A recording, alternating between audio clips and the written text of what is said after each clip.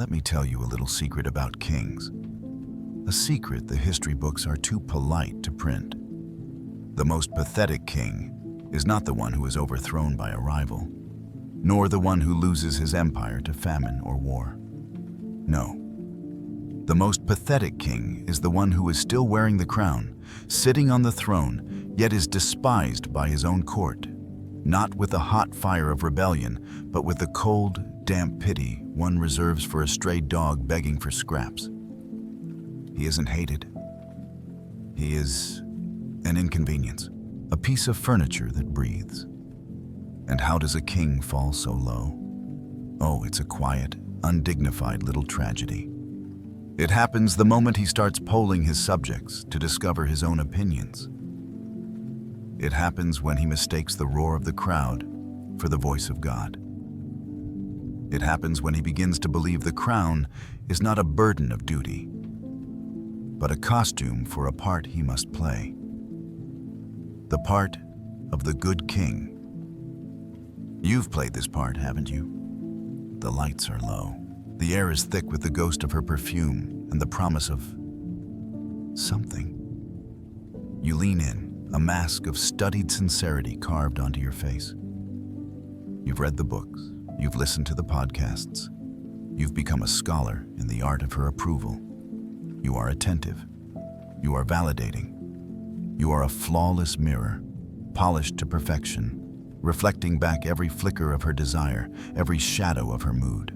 You have sanded down all your own rough edges, silenced your own dissonant instincts, and flattened your own soul into a smooth, agreeable surface upon which she can comfortably rest. You have made yourself safe, and in this safety, you believe you are building a temple to her. But you are not. You are digging a grave, and you are digging it with a silver spade of your own making. There's an old, cruel piece of folklore, whispered in the Carpathian foothills, about a creature called the Vantawasa, a wind spirit. It doesn't steal your breath or your cattle. It does something far more insidious. It promises a man the heart of the woman he desires, and in exchange, it asks for his shadow. A small price, the man thinks. What good is a shadow? So he agrees. The next day, the woman sees him in the full light of noon, and she smiles. But as he walks towards her, she notices something is wrong. He seems flat, transparent. He casts no shade. He has no depth. He is all light, all presence, all for her. And a primal revulsion, older than reason, crawls up her throat. She doesn't see a lover.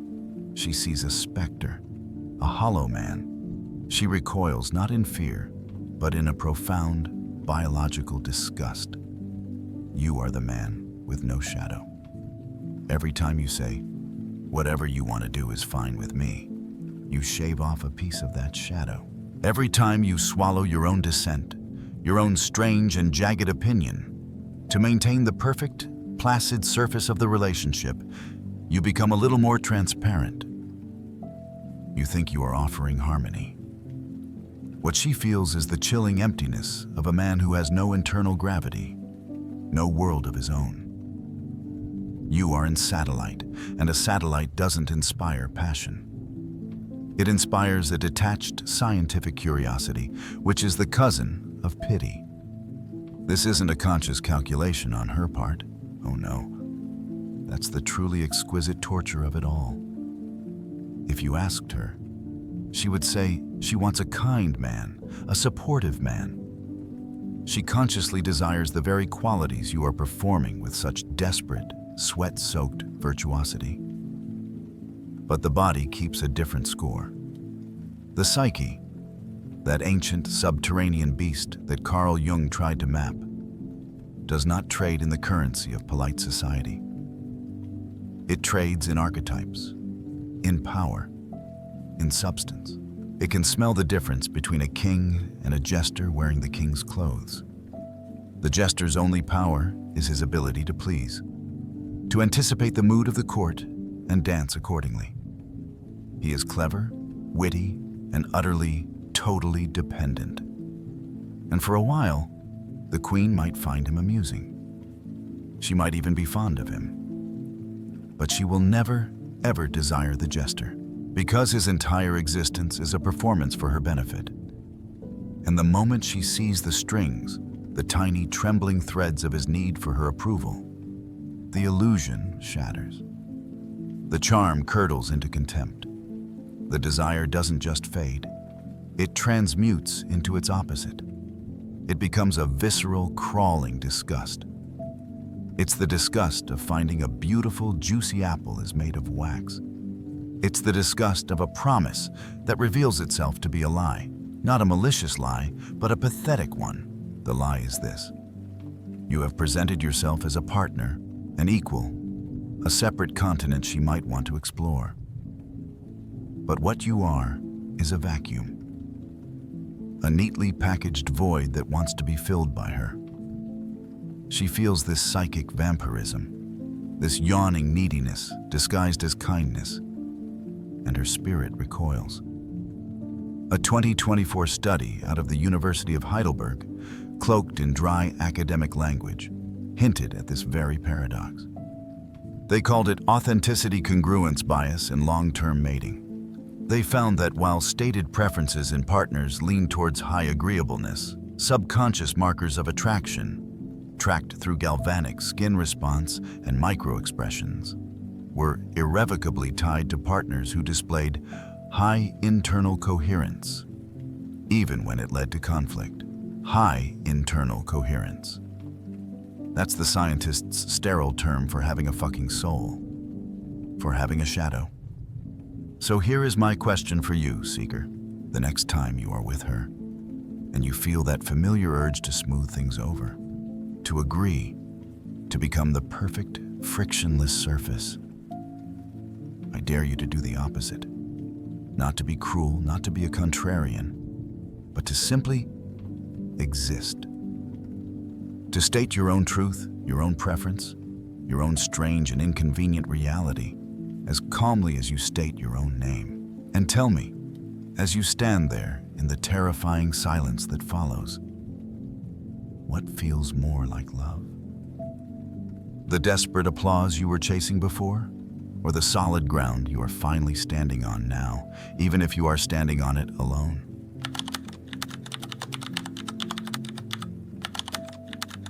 Where every pedestal is empty, waiting for a saint that never arrives. Ah, the good man. We must speak of him. Not the man who simply does good things, but the man whose very identity is constructed from the shimmering, hollow latticework of goodness. He is, perhaps, the most tragic figure in this entire grotesque theater. He is more pitiable than the jester, because the jester knows he's wearing a costume. The good man has forgotten. He believes the costume is his skin. His inner world is a museum. It is sterile, silent, and immaculately clean. The floors are polished to a mirror shine, reflecting a stark, white ceiling. The air smells faintly of bleach and regret. And in this vast, echoing hall, there are pedestals, dozens of them, each with a little brass plaque: patience, understanding, selflessness, unwavering support. But on top of each pedestal, there is nothing. Just empty space where the statue of his perfect self is supposed to be. His entire life is an act of frantic, anxious curation. He scurries through the halls of his own mind, polishing these pedestals, dusting the plaques, terrified that someone, that she, will come in and see the emptiness. He is not a person.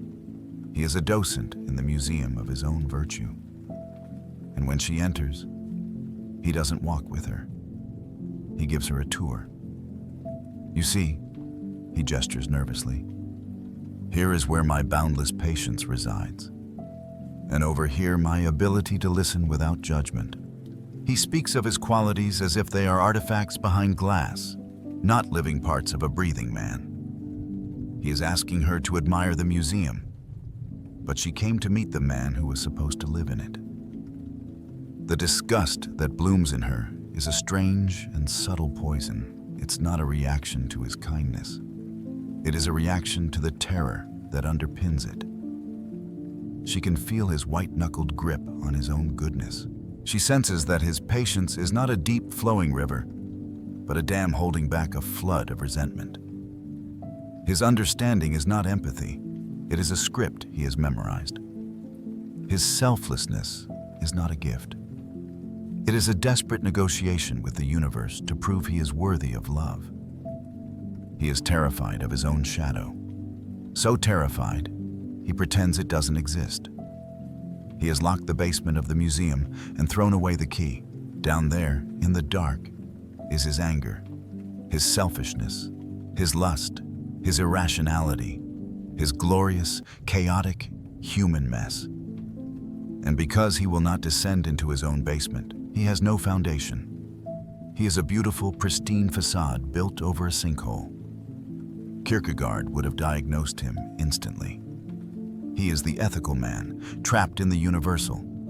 He lives his life according to a set of external, socially approved rules for how a good person behaves. But this is a prison. It is a way to avoid the terrifying, dizzying freedom of the individual, the knight of faith who must make his own meaning, who must sometimes act in ways that are absurd to the world, because his command comes from within. The good man has no within. His only command is the fear of being judged as bad. There is an old Northern European fable about a town that was so afraid of the forest monsters that they built a perfectly smooth, perfectly white circular wall around their village. No cracks, no gates, no imperfections. Inside, everything was orderly, safe, and clean. They had banished the chaos of the wild. But they soon discovered they had also banished the hunt, the herbs, the river, the very source of their life. In their flawless, virtuous sanctuary, they starved to death. Their goodness became their tomb. Your goodness is your tomb. She can smell the decay through the marble. Modern psychology is finally catching up to this ancient wisdom. They have a sterile name for it, of course. A 2023 paper on relational dynamics called it virtue rigidity. It described how individuals with a highly moralized self-concept often displayed extreme fragility when confronted with criticism. Their goodness wasn't a source of strength, but a brittle shell.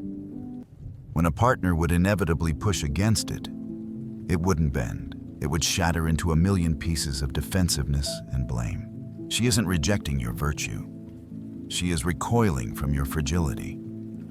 Nature, in its brutal wisdom, despises weakness that masquerades as strength.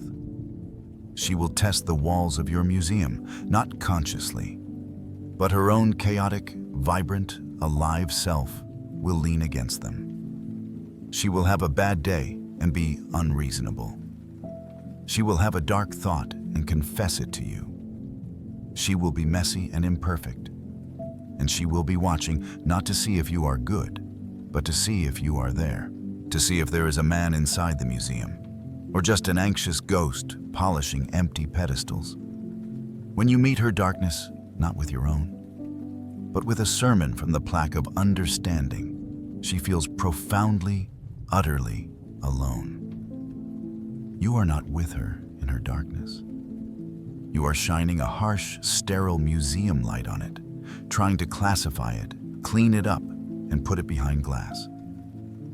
That is the moment respect dies, not with a bang, but with a quiet, echoing silence in the halls of your perfect, empty heart. So I will ask you a riddle. Pay attention. I have 1,000 rules, but no compass. I offer sanctuary, but am a cage. I shine with virtue, but have no warmth. The more she worships me, the less she respects the man who kneels. What am I? It is the goodness you are so proud of.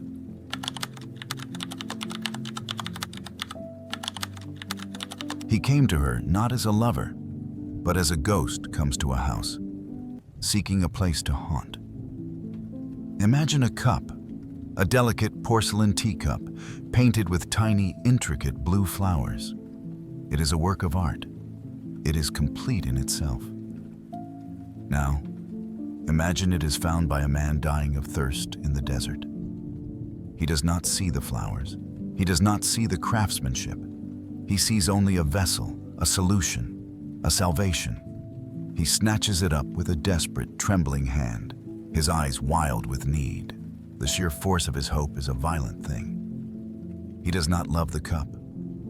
He loves that it might save him. His love is not a gentle appreciation, but a crushing, desperate grip. It is not a question of if he will shatter the cup, but when. You are that man. Your love is that thirst. We have spoken of your performance, of your brittle museum of virtue. Now, we must speak of the hunger that drives it all. We must speak of the void. This is the dark heart of the matter, the engine room of this whole pathetic tragedy. When she looks at you and feels that creeping disgust, she is not reacting to you. She is reacting to the gaping, bottomless abyss you are trying to fill with her. You do not love her. You love the idea of her. You love her as a remedy to your own terrifying emptiness. She is not a person to you. She is a function. The function of meaning, the function of validation, the function of wholeness.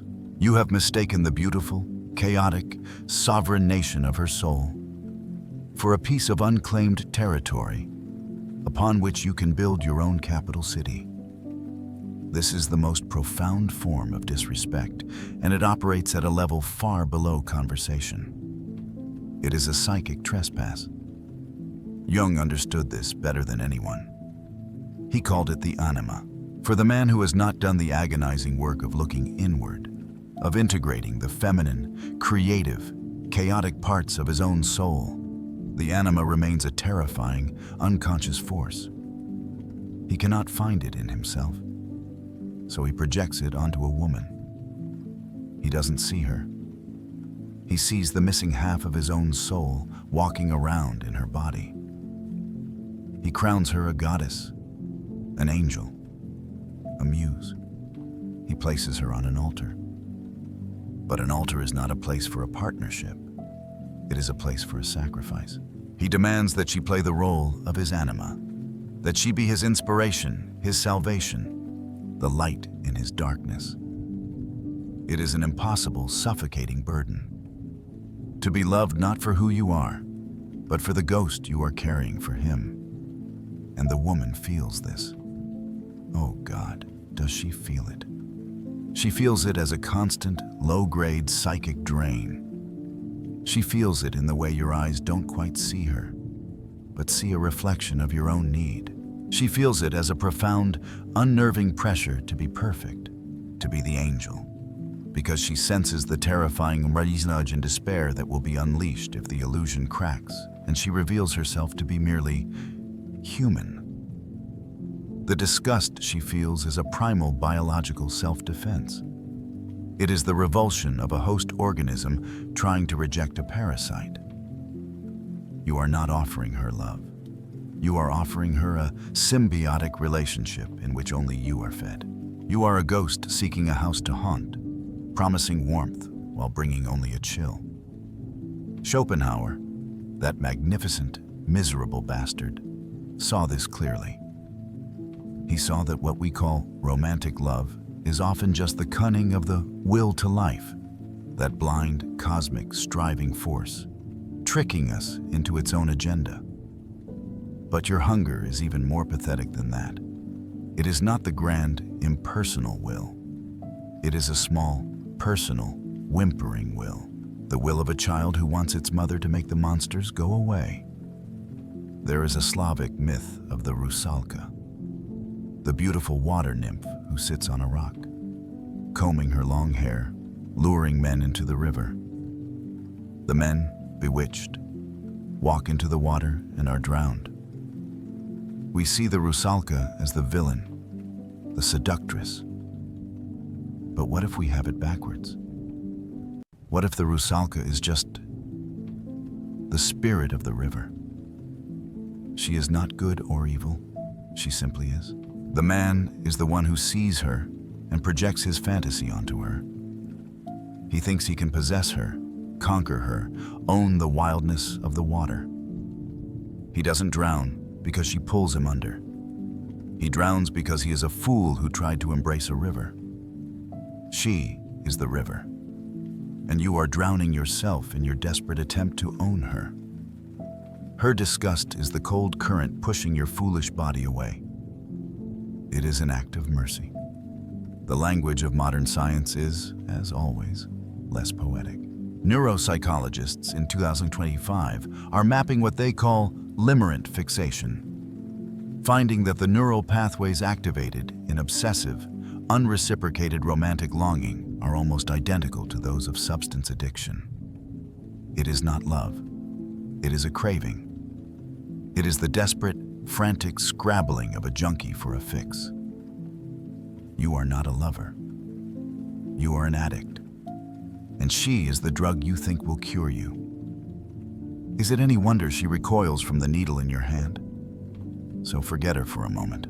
Forget the porcelain cup. Let it sit there on the sand. I want you to turn your gaze inward into the desert of your own soul. Go on. Think of her. Feel that ache, that desperate, pulling, clawing thing you call love. Now, for the love of God, don't act on it. Don't text her. Don't look at her pictures. Just sit with the feeling. Hold it. Let it burn. Now follow the string of that feeling, that tight, vibrating cord of need, backwards. Not towards her, but deep into your own inner darkness. Be brave. Follow it all the way to its source. What starving thing have you kept chained up at the other end of that leash?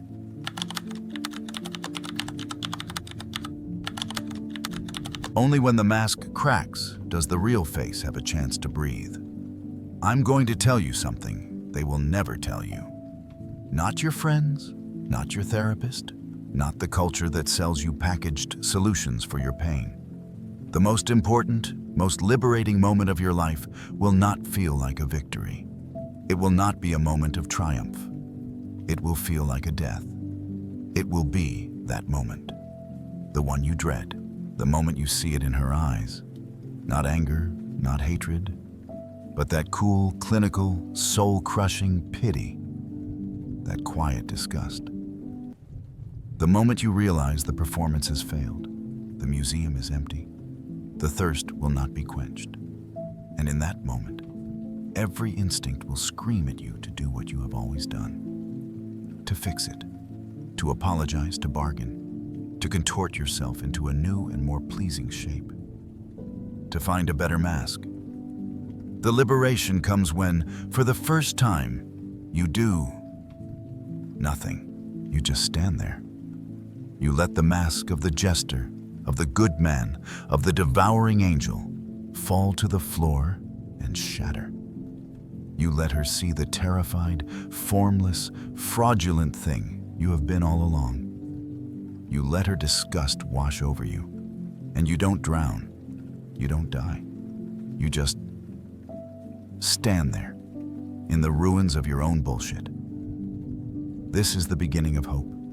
Not a bright, cheerful hope, but a strange, fragile hope that smells of ozone and wet earth after a lightning strike. It is the hope that comes from total demolition. You cannot build a real house on a rotten foundation. Her rejection, her disgust, that was the demolition crew you were too cowardly to hire yourself. It was a gift wrapped in razor wire. There is a Japanese art form called kintsugi. When a valuable piece of pottery breaks, they don't throw it away. They meticulously piece it back together, and they fill the cracks with molten gold. The philosophy is that the object is more beautiful for having been broken. The scars are not something to hide. They are the map of the object's history, and they are celebrated. Her disgust is the hammer that breaks the pot. Your solitude, the terrifying silence that follows, is the moment you get to decide what you will use to fill the cracks. Will you try to glue it back together with the same old transparent paste of neediness and performance? Or will you have the courage to pour gold into the fractures? The gold is forged in the fire of this humiliation. It is the confrontation with the ghost in your own machine. For years you have been living as a carefully programmed automaton, running on the software of social approval. The ghost, the real, authentic, idiosyncratic driver of the machine, your true self, has been locked away. It is ugly, inconvenient, and unformed. It is the thing you were afraid she would see, and now she has. And the world didn't end. Now you finally get to meet it. Nietzsche, that great physician of the soul, had a term for this: amor fati, the love of one's fate. He didn't mean passive acceptance. He meant an active, joyful embrace of everything that has ever happened to you, especially the suffering. To look at the moment of your greatest humiliation and say, "Good, that was necessary. I would not trade that wound for anything, because that wound is what finally forced me to be born." This is how one becomes what one is, not by chasing an ideal, but by integrating your own beautiful, grotesque reality. There's a story I once heard, a kind of prison folklore. It's about a man cursed by a sorcerer to wear a featureless iron mask. He could breathe, but not speak. See, but not be seen. He spent years searching for the magical key that would unlock it. He begged alchemists and prayed to gods. Nothing worked. One day, in a fit of total, final despair, he gave up. He ran headfirst into the stone wall of his cell, seeking only oblivion. There was a sickening crack. The mask didn't fall off, but a jagged fracture appeared over his mouth and one eye. And through that crack, he took his first real breath of air. Through that crack, he spoke his first hoarse word. Through that crack, he saw the world unfiltered. The wound did not free him from the prison, but it allowed him to live inside it. The deformity was his salvation. This pain, this rejection, it is the crack in your iron mask. It is the first breath, and it is the beginning of a quiet, dangerous strength. A strength that is not dependent on her smile, her approval, her presence. It is a strength forged in the acceptance of her absence. This is the fragile hope that deepens the darkness, because it is born from the darkness, not in opposition to it. It does not promise you happiness. It promises you something far more valuable, substance. So I ask you this in a whisper. The part of you that you've kept locked in the cellar, the part you've hidden behind the mask because you were terrified it was a monster, the angry part, the selfish part, the strange part, the part that wants what it wants with no apology. What if that isn't the monster in your labyrinth? What if it's the hero you've kept imprisoned all this time?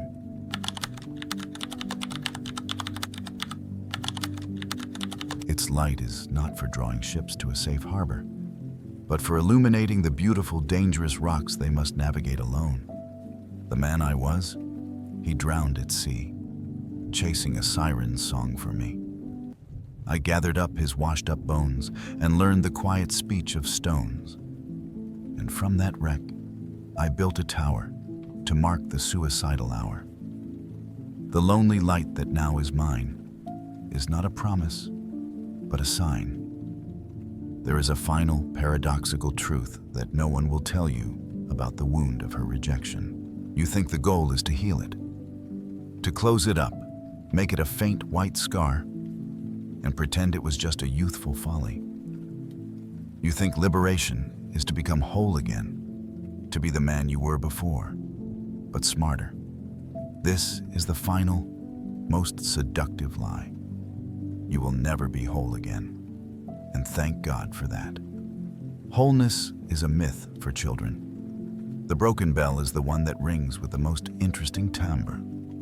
the sacred wound does not heal. It becomes a new organ. It becomes a new way of seeing the world. You do not recover from it. You learn to live through it. This is the strange liberation at the end of the chase. You stop chasing her, not because you have mastered some new technique of seduction, and not because you have soured on love. You stop chasing because the chase itself was a symptom of an illness you no longer have. The illness was the belief that your wound was a flaw that her love could fix. Now you understand the wound is not a flaw. It is a credential. It is the mark of a man who has been to the underworld of his own psyche and returned.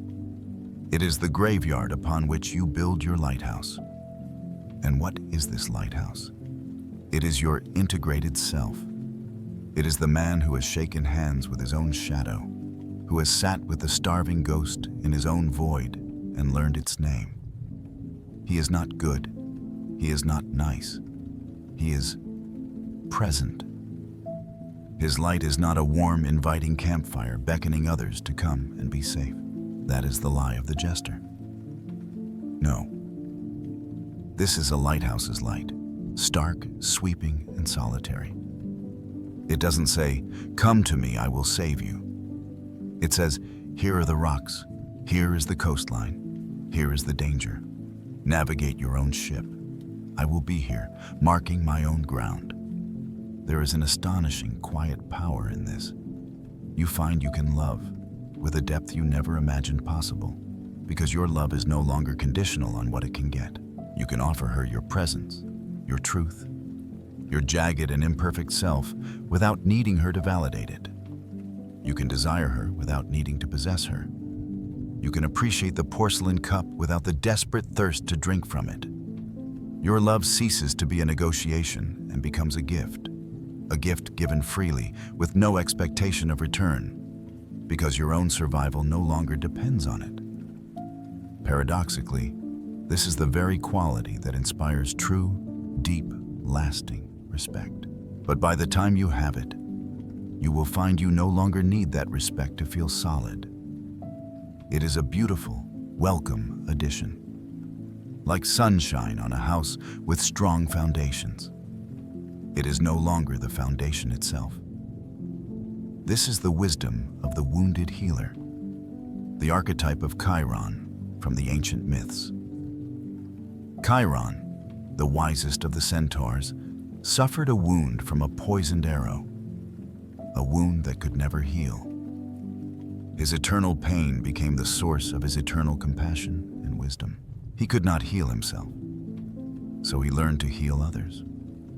His power came not from his perfection, but from his intimate, unending relationship with his own brokenness. Your wound is your Chiron. It gives you a kind of sight. You can see the performance in others, the silent museums, the desperate thirst, but you see it not with contempt, but with a weary, knowing empathy. You have been there. You have the scars to prove it. This is the beginning of real wisdom. The chase is over. The frantic energy is gone. In its place is a stillness. You might find it in the way you can sit alone in a cafe and feel completely at peace. You might find it in the way you can hear a beautiful piece of music without needing to share it with anyone for it to be meaningful.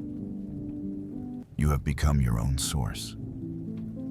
You have found the strange, beautiful, terrifying freedom in no longer needing to be saved. You have learned to love the sound of your own solitary bell ringing true. So, you've faced the jester. You've walked the empty halls of the museum.